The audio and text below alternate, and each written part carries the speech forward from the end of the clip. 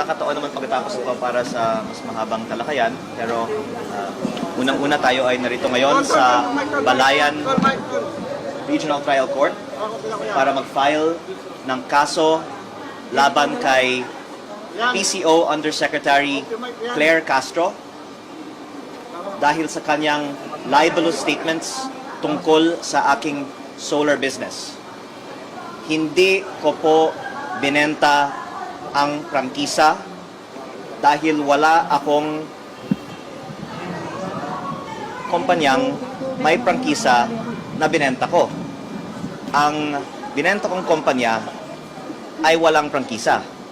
At hindi ko naman pong nais na masaktan si Yusek Claire Castro, ngunit kailangan ko lang pong depensahan ang aking pangalan dahil ilang vlog na po siya tungkol sa akin at ayon po sa advice ng aking lawyer, maraming salamat po kay Attorney Topacio sa kanyang guidance, napakarami pong grounds to file a case on Yusek Claire Castro for libel at based on the advice po of Attorney Topacio, pagpaplanuhin natin pa po ang iba pang mga legal na hakbang in response to all of these libelous statements. Pero ang pangunahing pakay ko po ay depensahan ang aking pangalan at gusto ko pong linawin sa inyong lahat, wala akong binentang prangkisa.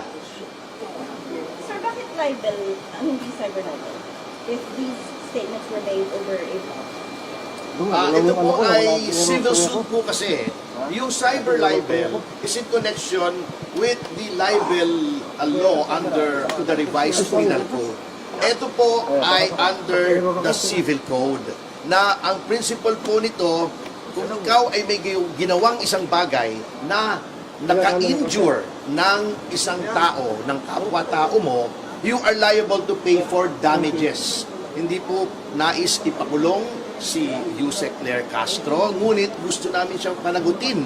Unang-una, sapagkat may ginawa siya mali para sa aming opinion. At pangalawa, to vindicate yung good name and reputation of my client na sinira po niya with malice. Kasi, kanina po, natanong niyo ako, hindi ba may freedom of expression? Yes, but that is not absolute. Ito po ay hindi lamang exercise ng freedom of expression ng isang journalist o isang pangkaraniwang mamamayan. This is a targeted attack against Congressman Leviste for being a critic of the government. Kitang-kita po natin yung pattern. Inumpisahan po ni Ombudsman Boying Remulla na alam po naman natin na utang niya ang kanyang pagiging ombudsman sa pamimilipit at pagbabraso ng Malacanang. Nilabas yung maling issue na binenta daw yung prangkisa at sinundan niya ito bilang spokesman ng presidente.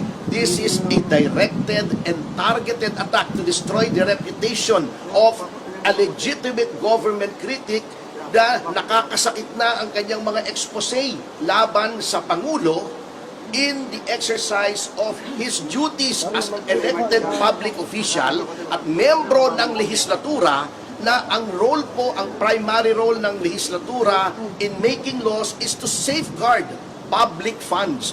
Ginagampanan lamang po ni Congressman Leviste ang kanyang role to safeguard public funds sa pangungurakot. Dahil po dyan siya ay siniraan. Hindi na po exercise siya ng freedom of expression. That is a malicious attack. Question na lang tayo. Yes. Yes. Para makapag-file na kayo. So, na lang tayo. gusto ko lang pong linawin na we will have more time later Yes, to respond. yes. Pero ang nais ko lang pong linawin ay nothing personal against anyone in government. Ayoko pong masaktan si Yusek Claire Castro at hindi ko po din kaaway ang administrasyon. Sila po ay nagpahayag tungkol sa akin, kaya ngayon po ako po ay sumasagot. At kaya po hindi namin ngayong araw sinasampahan kay Yusek Claire Castro ang isang criminal case dahil sa tingin ko mananalo tayo, pero maaawa naman po ako kay Yusek Claire Castro kung siya po ay kaagad makulong. Sa tingin ko po, ang ating unang hakbang ay isang civil case. At ito po ay for 110 million pesos in damages na sa tingin natin po we will win po this case. Maraming salamat po.